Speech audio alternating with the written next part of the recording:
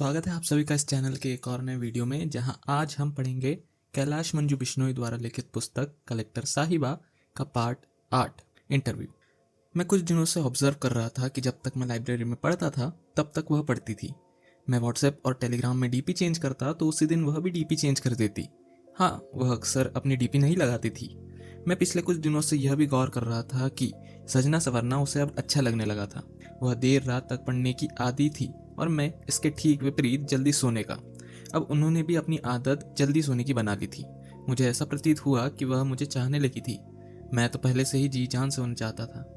जनवरी के पहले सप्ताह में दिल्ली विश्व पुस्तक मेले के कारण दिल्ली का माहौल किताबी हो चुका था और किताब पढ़ने के शौकीन होने के कारण मैं, एंजल, सुमित और लव गुरु एक दिन रविवार को सज धज कर प्रगति मैदान पहुंच गए। वैसे सज धजने का तो क्या ही कहा जाए। यदि कुछ अपवादों को छोड़ दिया जाए तो एक यूपीएससी अभ्यर्थी सजने संवरने में ज्यादा वक्त नहीं लगाता। लोगों का हुजूम उमड़ा हुआ था। पाठक ज्यादा थे या लेखक या फिर प्रकाशक, पता करना थोड़ा मुश्किल हो रहा था। लोकार्पण के लिए किताबों को रंगीन कागज की पन्नियों में आहिस्ते से लपेटकर खूब सजे धजे भव्य प्लेटफॉर्म पर ले जाया जा रहा था, जहां अच्छे से किताब की मुंह दिखाई की रस्म अदा की जा रही थी। मंच पर शोभा बढ़ा रहे थे वक्ता और लेखक, जो पुस्तक और नए नवेले लेखक की शान में कसीदे पढ़ रहे थे। जो वक्ता अपनी बारी के इंतजार में थे, वे वक्ताओं को ध्यान से सुनने की बजाय चाय कॉफी पर ज्यादा ध्यान दे रहे थे। पुस्तक मेला सचमुच में केवल पुस्तकों का नहीं, लेखकों का भी मेला होता है। मैंने एक चीज यह भी नोटिस की कि पुस्तक मेले में किताबों की स्टॉल से भी ज्यादा भीड़ पिज्जा बर्गर वाले स्टोर पर थी। जो युवा किताबें महंगी होने के चक्कर में उन्हें नहीं खरीद पाए, वे फास्ट फूड खरीद कर धड़ल्ले से उदरस्त कर रहे थे।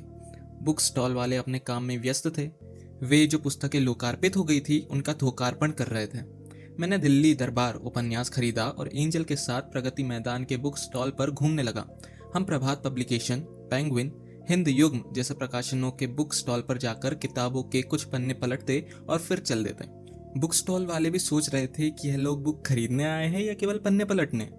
मैं, एंजल, सुमित और लव गुरु इसी तरह प्रगति मैदान के पुस्तक मेले में घूम रहे थे। एक बंगाली तांत्रिक बाबा सड़क के किनारे बैठे हुए थे। उनके पास एक छोटा सा टेप रिकॉर्डर था जो कह रहा था, शादी में रुकावट, पति पत्नी में अनबन, मनचाहा प्यार, इन सब समस्याओं के साथ करियर में रुकावट, कारोबार में घाटा, गड़ा धन, हर समस्या का समाधान सिर्फ 2 घंटे में। मैं यूपीएससी प्री में पिछले 2 बार से लटक रहा हूँ बाबा जी, कोई धांसू समाधान बताइए। लव गुरु ने कहा। इनके पास समाधान होता तो यूपीएससी टॉपर नहीं बन जाते, यहाँ 101 रुपए की दरख्वास्त नहीं करते।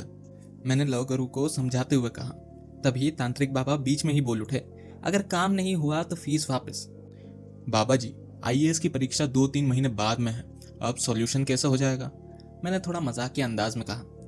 इन तांत्रिक बाबाओं के पास में हर समस्या का समाधान होता है तो केंद्र सरकार इन तांत्रिक बाबाओं को आर्थिक सलाहकार बनाकर अर्थव्यवस्था की हर समस्या का समाधान नहीं कर लेती। जीएसटी और नोटबंदी से देश की इकोनॉमी की जो दुर्गति हुई है उसका इलाज ये 2 घंटे में बता देते। सरकार इनके पाँव पकड़ती और कहती कि किसी भी तरह से हमारी अर्थव्यवस्था को आर्थिक मंदी से निकाल लीजिए। वैसे भी देश को तो इसी तरह के लोग चला रहे हैं, या तो बाबा लोग या फिर नेता। लव गुरु ने मैंगो शेक पीते हुए कहा। इस तरह हमने ज्यादा किताबें तो नहीं खरीदी, लेकिन पुस्तक मेले में जाकर मजा बहुत आया। शाम के 6 बजने के बाद हम मेट्रो से जीटीबी नगर आ गए। यूपीएससी ने डिटेल्ड एप्लीकेशन फॉर्म यानी डीएएफ निकाला। उसमें मुख्य परीक्षा में पास हुए अभ्यर्थियों से बायोडेटा मांगा गया था। तभी एंजल का कॉल आया। मुझे समझ नहीं आ रहा है मैं हॉबी में क्या भरूं। आपको क्या क्या पसंद है? कौन सा खेल, कौन सा नृत्य? मैंने कहा। खेलों में मुझे कोई ज़्यादा इंटरेस्ट नहीं है। क्रिकेट खेलना पसंद नहीं है, लेकिन कभी कभी देख लेती हूँ। पढ़ाकू इंसान, खेलना कूदना भी तो जीवनचर्या का एक अहम हिस्सा होना चाहिए। केवल पढ़ना और बोर्ड परीक्षा में टॉप करना, फिर कॉलेज में टॉप करना, किताबों से हटके भी एक दुनिया होती है जिसे वास्तविक दुनिया कहते हैं। मैंने उसे थोड़ा समझाते हुए कहा। हाँ, यह बात तो है, पर मेरा बचपन का सपना कक्षा 6 से ही कलेक्टर बनना रहा है। तो फिर घर वालों और टीचरों ने भी कभी खेलने के लिए ज़्यादा प्रेरित ना करके हमेशा पढ़ने के लिए प्रेरित किया। अच्छा सुनो, हॉबी वाले कॉलम में ब्राज़ीलियन जुजित्सु लिखने की सोच रही हूँ, जो कि एक मार्शल आर्ट है। यह मार्शल आर्ट मैंने सीखी हुई है। एंजल ने धीरे से कहा। बता रही हो या डरा रही हो? क्या बात है मैडम, आपको जूडो कराटे भी आते हैं? अब तो संभल कर रहना पड़ेगा। अरे लेडी श्री राम कॉलेज में कुछ लड़कियां कराटे सीख रही थी तो मैंने भी हाथ आजमा लिए। वैसे आपको जूडो कराटे वाली लड़की से डरने की ज़रूरत नहीं है। अच्छा, ऐसी बात है क्या मैडम? जी। अच्छा यह बताओ कि आप पोस्ट प्रेफरेंस किस क्रम में भर रहे हो? उन्होंने बड़ी रुमानियत से पूछा। आईएएस, आईपीएस तथा आईएएफ। और तुम? मैं तो सोच रही हूँ आईएएस, आईएफएस और आईपीएस। आपको क्या लगता है, सही है? मेरा मन तो आपको परदेश भेजने का नहीं है, इसलिए फॉरेन सर्विसेज आईपीएस के बाद ही भरो। मुझे तो लगता है आईआरएस इसके बाद ठीक रहेगा। मैंने हक जताते हुए कहा। वह जान करके अनजान रहती थी या उन्हें इस बात की भनक भी नहीं लगी थी कि मैं उन पर हक जताता हूँ। एंजल अक्सर मेरी सलाह को आदेश समझकर उसका अनुसरण कर लेती थी। ओके, मम्मी से भी कंसल्ट कर लेती हूँ। चलो फ़ोन रखती हूँ, बाय। कल दृष्टि आईएएस में विकास दिव्य कीर्ति सर का इंटरव्यू गाइडेंस के लिए वर्कशॉप है, चलोगी? मेरी बात खत्म होने से पहले ही उन्होंने कहा। हाँ क्यों नहीं, चलो बाय, कल मिलते हैं। दृष्टि आईएएस कोचिंग संस्थान का दिल्ली की कोचिंग इंडस्ट्री में अपना ही एक अलग भौकाल है। दूसरे दिन हम नेहरू विहार वाले क्लासरूम में विकास सर की क्लास अटेंड करने गए। क्लासरूम भावी आईएएस आईपीएस अफसरों से गुलजार था। उनके चेहरे से साफ झलक रहा था कि विकास सर अपनी क्लास में ऐसे गोल्डन रूल बता देंगे कि इंटरव्यू में 200 मार्क्स तो आ ही जाएंगे। बच्चों की तादाद लगभग 70-80 रही होगी। मेरे साथ एंजल की एंट्री ने कई लड़कों के दिल पर बिजलियां गिरा दी। जब हम विकास सर की क्लास ले रहे थे उस समय भी कुछ अभ्यर्थी अपने जीवन साथी की तलाश में जुटे थे। सर ने बताया कि यूपीएससी बोर्ड में होने वाला इंटरव्यू तैयारी से ज्यादा किस्मत का खेल है। दिव्य कीर्ति सर ने बहुत सारे इंटरव्यू के टिप्स भी दिए। हम क्लास लेकर वापस अपने अपने गंतव्य स्थल की ओर चल दिए। सोमवार का दिन था। हम उम्मीद कर रहे थे कि यूपीएससी के इंटरव्यू डेट आ जाएगी। हुआ भी ऐसा ही। मेरे इंटरव्यू की तारीख आई 5 मार्च और एंजल का इंटरव्यू था 13 मार्च को। हमें तैयारी का पर्याप्त समय मिल गया था। एक दिन हम बोजा सर के वहाँ क्लास लेने के लिए चले गए। बोजा सर ने एंजल से एक सवाल किया कि एक लड़का एक लड़की को पब्लिक प्लेस पर प्रपोज करता है तो यह आईपीसी की किस धारा के तहत अपराध में आएगा? नहीं सर, आईपीसी की किसी भी धारा में प्रपोज करने को अपराध की श्रेणी में नहीं रखा गया है। एंजल ने जवाब दिया। अगर लड़की प्रपोज करने पर थप्पड़ जड़ दे तो यह अपराध होगा? सर ने क्रॉस क्वेश्चन किया। हाँ सर। एंजल ने शर्माते हुए कहा। सर ने मजाकिया अंदाज में कहा, लड़कों, अब आप इस खूबसूरत बला को क्लास खत्म होने के बाद प्रपोज कर सकते हैं। क्लास के सभी बच्चे ठहाके लगाकर हंसने लगे।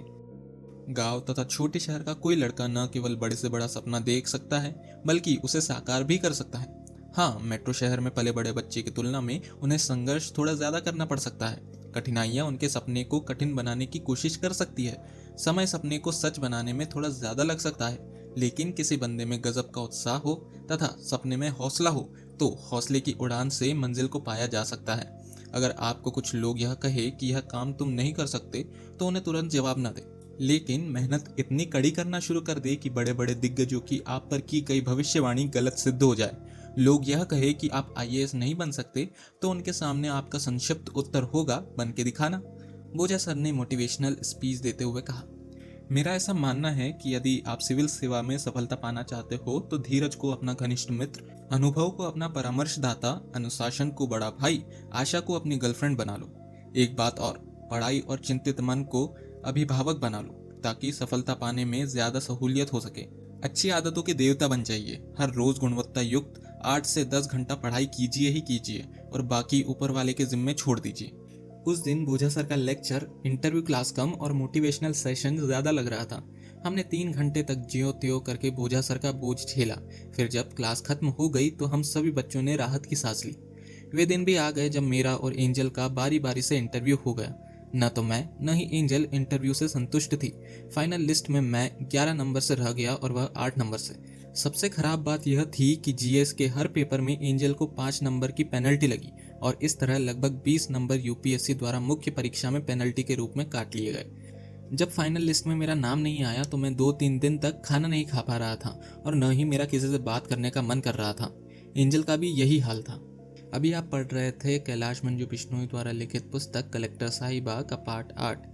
बाकी के पार्ट्स पढ़ने के लिए आप डिस्क्रिप्शन सेक्शन में जा सकते हैं। वहाँ पर सभी पार्ट्स की लिंक, साथ ही साथ कलेक्टर साहिबा पुस्तक की जो प्लेलिस्ट मैंने बनाई है उसकी भी लिंक दी है। आप वहाँ से सारे पार्ट्स को एक्सेस कर सकते हैं। साथ ही में मैं आपको याद दिलाना चाहूँगा कि अगर आपने इस चैनल को सब्सक्राइब नहीं किया है तो प्लीज़ इस चैनल को सब्सक्राइब करिए, इस वीडियो को लाइक करिए ताकि मैं और आगे ऐसे वीडियो ला सकूँ। धन्यवाद।